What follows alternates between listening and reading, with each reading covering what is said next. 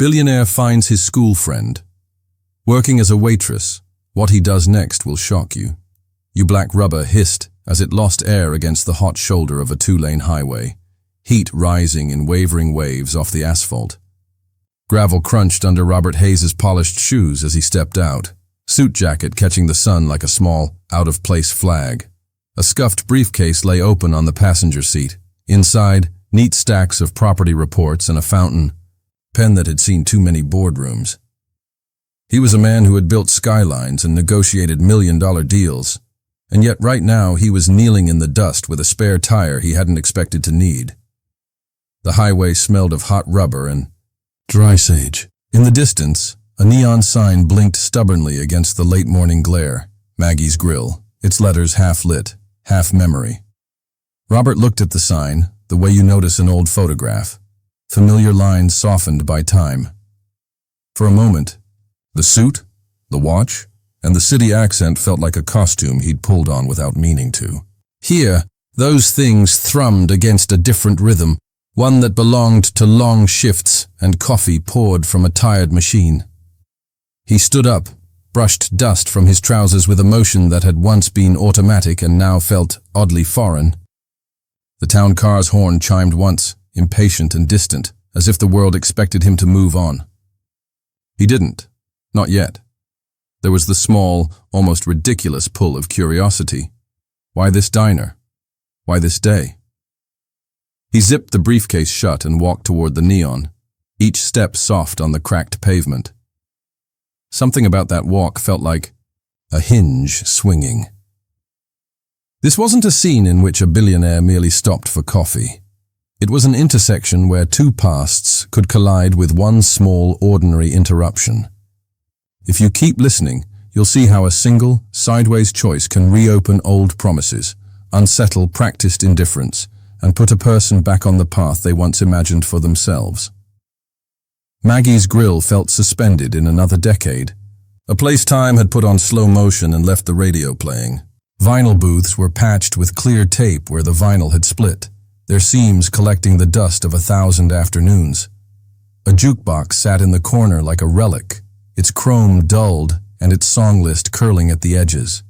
Fluorescent bulbs hummed above, casting a thin, honest light that made the coffee steam look almost sacred as it rose from chipped mugs. Plates clinked and silverware tapped in a steady rhythm that read like punctuation to the conversations around them. Patrons filled the room with an ordinary chorus. Truckers with calloused hands and caps pulled low.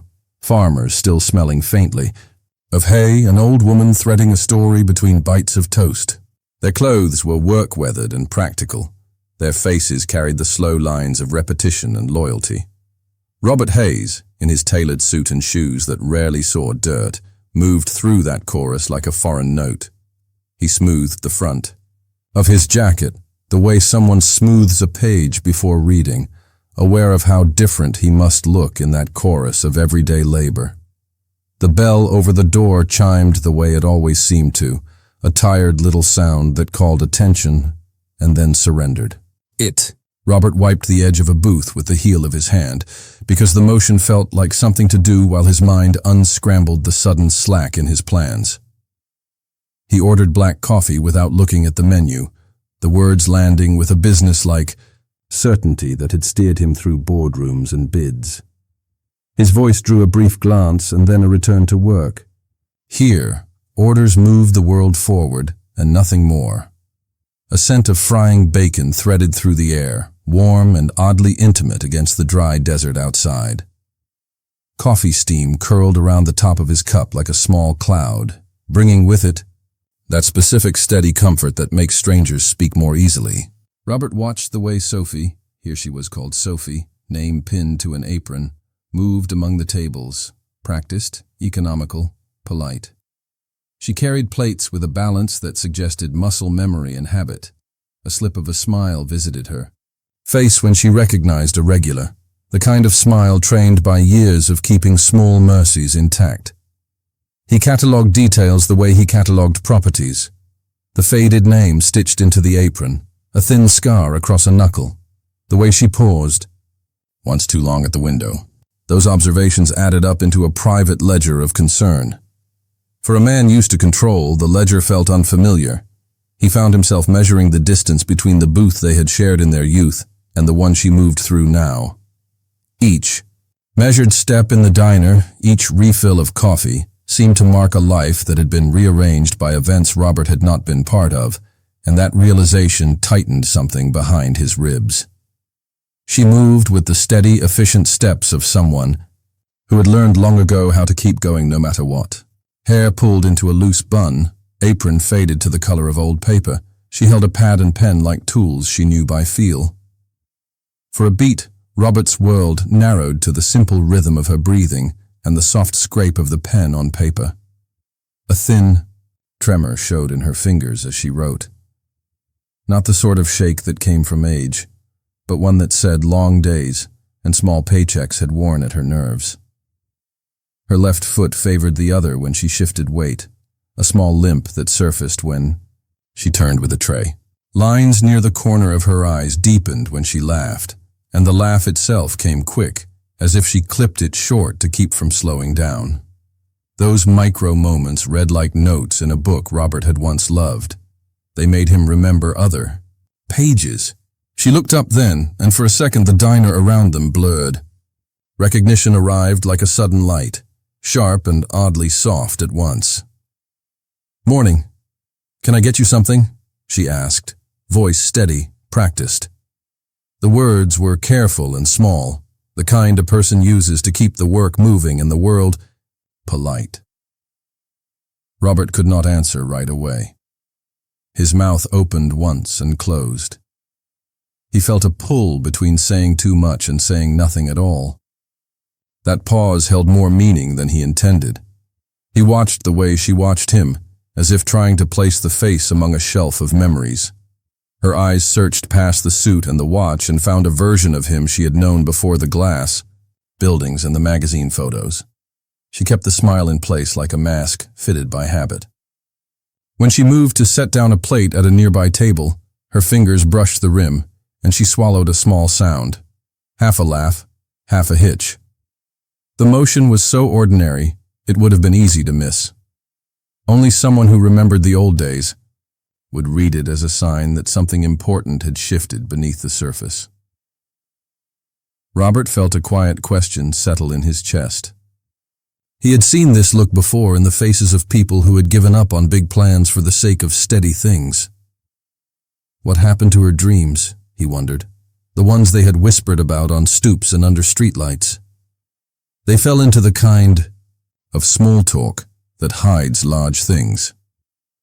Robert mentioned the heat, a cheap observation meant to bridge awkwardness, and Sophie answered with the sort of practical joke that used to make him laugh on the stoop. She teased him about still keeping his old, serious face. He laughed the familiar, short laugh that had once eased study sessions and late-night plans. For a moment they were just two kids again, trading small truths about who had once helped who with fractions in history. He kept the bigger picture to himself, saying he ran a property company, that he spent mornings in glass towers and afternoons, in meetings, would change the room. It would tilt the polite balance of the diner. People would lean in or fold away. He was not interested in making anyone uncomfortable, least of all Sophie. So he said he was passing through, that a flat tire and a wrong exit were to blame. It was true enough and simple enough, and it allowed their conversation to stay on the level where both could choose how much to show. Sophie listened with a careful curiosity that did not pry. She asked about Phoenix in the way someone asks about a place that sounds large and far, half wonder, half measurement. When she glanced at his watch, her expression flicked for a second, but she did not press. Around them, the room held its own quiet choreography. A trucker folded his newspaper a little slower. A man at the counter straightened his hat. The diner sensed something new in the air, the tiny social shifts that happen when money or fame hover nearby. Sophie, however, moved through it with practiced calm, giving orders, topping off coffee, keeping the world steady. Before long, a bell from the kitchen pulled her away. She stood, smoothed her apron, and leaned in for a second as if to offer something more private. "I have to get back," she said, voice low. "But do not go disappearing on me." The promise hung between them like a thread.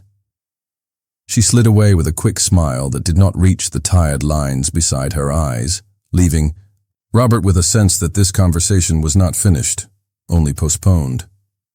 A memory landed in Robert's mind like the soft thud of a book closing. They were teenagers again, sitting on the stoop behind Sophie's building as the sun slipped down, the street lamp sputtering on like a small, hopeful star. She had a battered paperback open across her lap and a stack of loose-leaf notes tucked into her backpack. Their dream was simple and bright. A little bookstore with beanbag chairs and art from neighborhood kids on the walls, a place where people could come and stay a while. Sophie used to quiz him on fractions while he corrected her cursive. He remembered the tiny impatience in her voice when numbers did not add up, and the way she would clap when he explained a stubborn point in history. He would trade jokes for patience and offer the history notes she forgot to copy. Those small trades felt like building blocks at the time, the quiet work of two friends laying a foundation they promised would hold. They would share cheap coffee from a thermos and argue about the best way to stack books so the covers showed more often. An old dog from down the block would nap at their feet. The stoop smelled of hot asphalt and jasmine from a neighbor's porch plant. Those details were small and ordinary, but together they formed a map of who they had been and what they had wanted. Remembering that stoop made Robert feel both light and heavy. Light because the memory was warm and honest. Heavy because it reminded him who had believed in him before success made his name visible to strangers. Sophie had been the steady hand that did not let him give up when numbers blurred and nights went long. That fact was a quiet debt lodged under the chest and waiting. The memory seeded the offer he would later make. It explained why he felt compelled to step out of his hurried life and sit in a faded booth, why he could not simply pass by. The past had taught him that small kindnesses add up, and sometimes paying one back looked like showing someone a door and standing aside so they could walk through it. Sophie moved through the diner like someone tuned into a careful rhythm, carrying plates with a steady hand and an economy of motion that came from years of doing the same small tasks. She topped off iced teas without looking, called out names for regulars, and slid a pie plate onto a counter with a motion that read like routine. Customers answered with casual thanks and a familiarity that marked her as part of the place's steady heartbeat. A small wince crossed her face when she reached to lift a heavier plate, and she rubbed the inside of her wrist as if to ease a dull ache. The limp Robert had noticed at the door became clearer when she pivoted with a tray. Her left shoulder tensed slightly to compensate. These were tiny things in a room full of noise, but for him they were signals. Soft alarms that something in her life had worn thin. Voices from the kitchen threaded through the room. The cook barked orders the way he always had, a rough rhythm that kept the line moving. A regular at the counter muttered something under his breath about kids these days, the kind of small insult that settles into a person if it is repeated. Enough. Sophie absorbed those sounds and kept working, folding them into a practiced calm that kept the larger trouble from spilling into the open. Robert watched all of it with a quiet attention that surprised him. He catalogued the way her hands gripped the edge of a booth before she sat, the way she paused to look out the front window for a single, measured second. Those pauses were not empty. They were breaths taken between one required motion and the next, small moments where a different life might press close and then be put away. His curiosity shifted into something firmer, empathy that tugged at his chest and would not be ignored. Sophie folded her hands on the table and let out a slow breath before she began, as if she were opening a book she had not read in years. "I got a scholarship to Arizona State," she said, voice steady but low. "I thought that was my ticket out. School felt like a door I was ready to walk through." The words landed plain and true, the kind of sentence that did not try to ask for pity, but only to name what had been. She told him about the day her mother fell ill, how the diagnosis shifted the map of everything. "Halfway through my second year, Mom got sick," she said, eyes on her coffee. "I dropped classes to care for her. It was not long before bills started piling up. The pause that followed was small. She gave a half smile that did not reach her eyes. After she passed, I could not go back. It felt wrong to leave the house we had left in her hands. Sophie spoke of marriage the same way one might describe a plan that looked good on paper until the edges frayed. I married a man who seemed steady, she said, fingers tracing the rim of her cup. He promised we would be okay. He liked the idea of security more than the work it takes. She shrugged once, a quick motion that held more than a shrug should. It turned out his nights were at the blackjack tables in Laughlin. Money disappeared. When I asked questions, he said it was fine.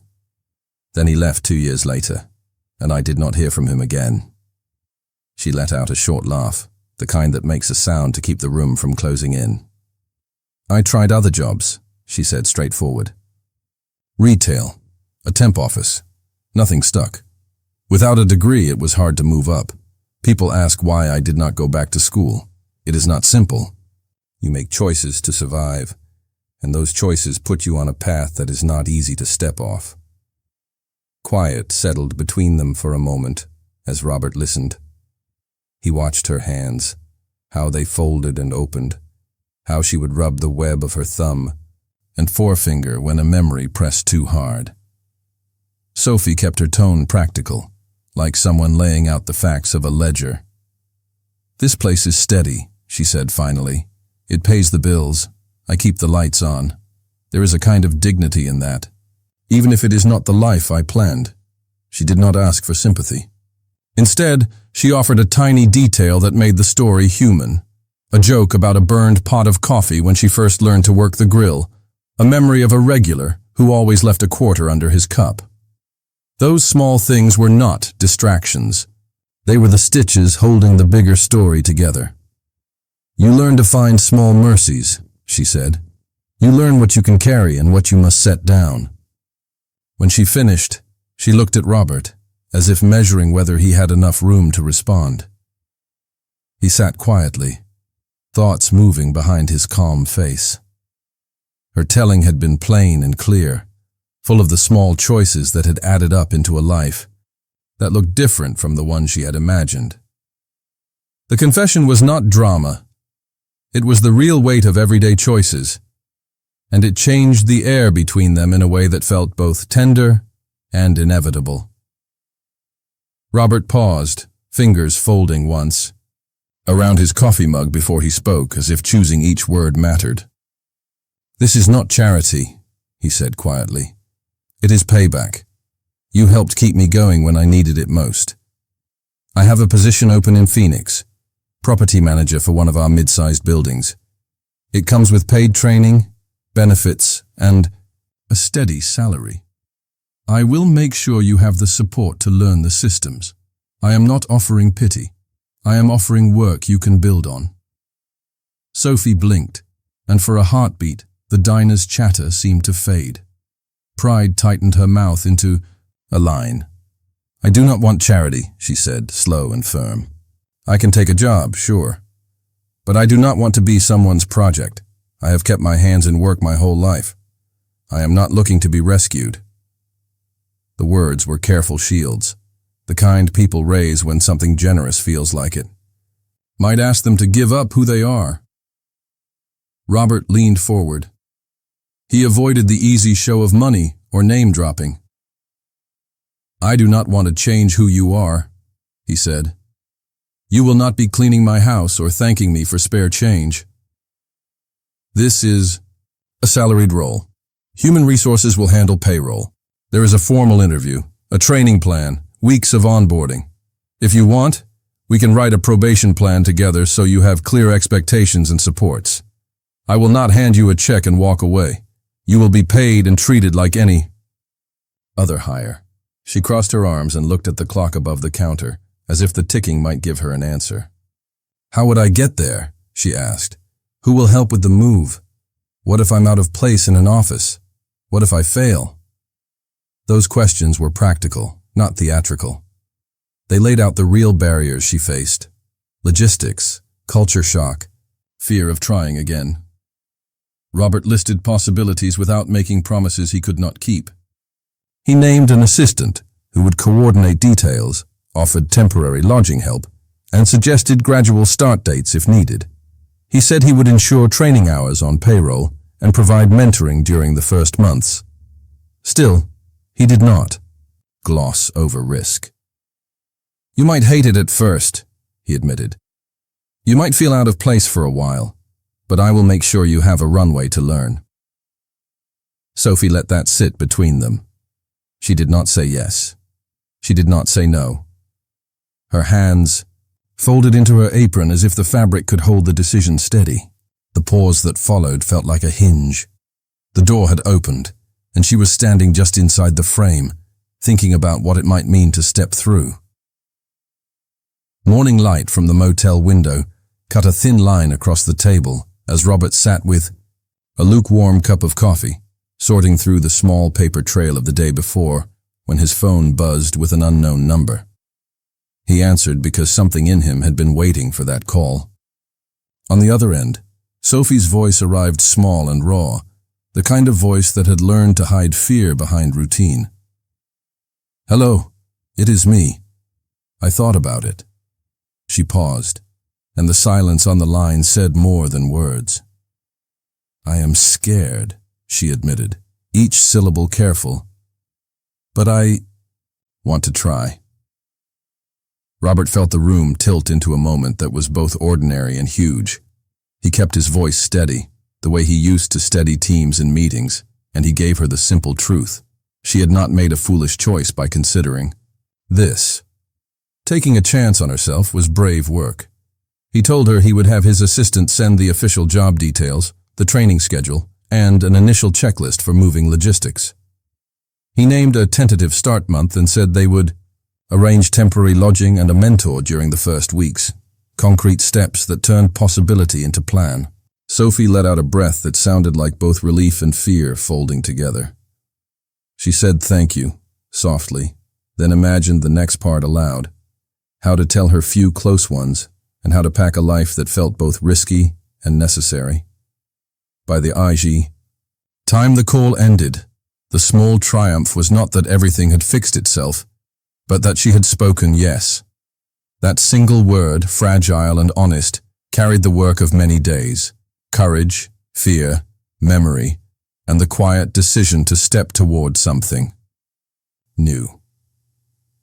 3 months later, the Phoenix building felt less like a glass box and more like a place that had room for new rhythms. Robert walked into the lobby with a guest badge and the quiet attention of someone checking on a careful plan. At the front desk, Sophie sat upright, headset in place, fingers moving across a keyboard with a calm that had a practiced, honest feel. Her hands no longer trembled when she reached for a file. Her shoulders were looser, and the set of her jaw held a steadier purpose than the last time he had seen her. The office light caught the bright in her eyes, the way morning catches a window. She greeted him before he had a chance to clear his throat. "Boss man," she teased, voice warm and easy. "You are going to wreck my productivity." Her smile reached all the way to the corners of her face, and Robert found that in that smile there was the old Sophie and the new one braided together. He noticed how she stood when she rose to speak to a colleague. Straight, not rigid. Friendly, not performative. She handed him a printout as if it were no effort at all. "We had a contractor call this morning," she said, tapping the paper. "I put the schedule in and flagged the follow-ups." The sentences were short and clear, the sort of language she had learned to use on the job. When a vendor arrived, she greeted him by name and guided him through the check-in process with the exact mix of warmth and authority the office needed. Watching her work was like watching someone who had found a set of tools and learned how to build with them. Robert felt an odd lightness that had nothing to do with his suit. He had not fixed Sophie. He had shown her a door, and she had crossed the threshold with her own feet. That fact made the change feel earned and true rather than gifted. Small flaws remained, the way she sometimes hesitated before a new software screen, the quiet moment when she checked messages from home. But those were the marks of someone growing in place, not of someone pretending to be whole. Before he left, Sophie caught his eye and gave a quick nod. "Thanks for showing me the door," she said, half joking and half sincere. He answered with a grin that matched the relief sitting light in his chest. The office hummed around them, ordinary and steady, and for the first time in a long while the future looked like a direction Sophie could choose for herself. Sometimes, the greatest gift we can offer is not to solve someone's life, but to show them the door they might not see on their own. Sophie's journey reminds us that resilience grows when courage meets opportunity. Robert did not rescue her. He simply reminded her of the strength she had always carried, and she chose to step forward. Maybe there is someone in your world who needs the same reminder, a quiet push, a sign that they are not alone, and that a different path is still waiting. It could be a friend, a sibling, a neighbor, or even a stranger who just needs to hear, "You can try." If this story moved you, share it with someone who might need that little spark today. Sometimes one small act of encouragement is enough to shift an entire future. From a neon-lit diner to a sunlit office window, Sophie's smile is proof. When doors open, hope follows. Between every turning point, life breathes in the quiet spaces. The hum of fluorescent lights in the diner, the creak of a booth's vinyl seat, the faint sound of a train passing in the distance, these small details give the story its heartbeat. They remind us that while the big moments matter, it is the quiet in-betweens that shape memory. Robert's footsteps across the gravel, the bell above the diner door, Sophie's pause before a smile. Each transition tells us something without words. These moments hold the viewer steady, allowing them to absorb the weight of what just happened and prepare for what comes next. Sometimes, the silence before a reply, the steam curling from a cup of coffee, or the way sunlight shifts across a motel desk can be just as powerful as dialogue. These pauses are not empty. They are invitations to feel. In those gentle transitions, the story breathes, and the audience stays with it, waiting for the next beat.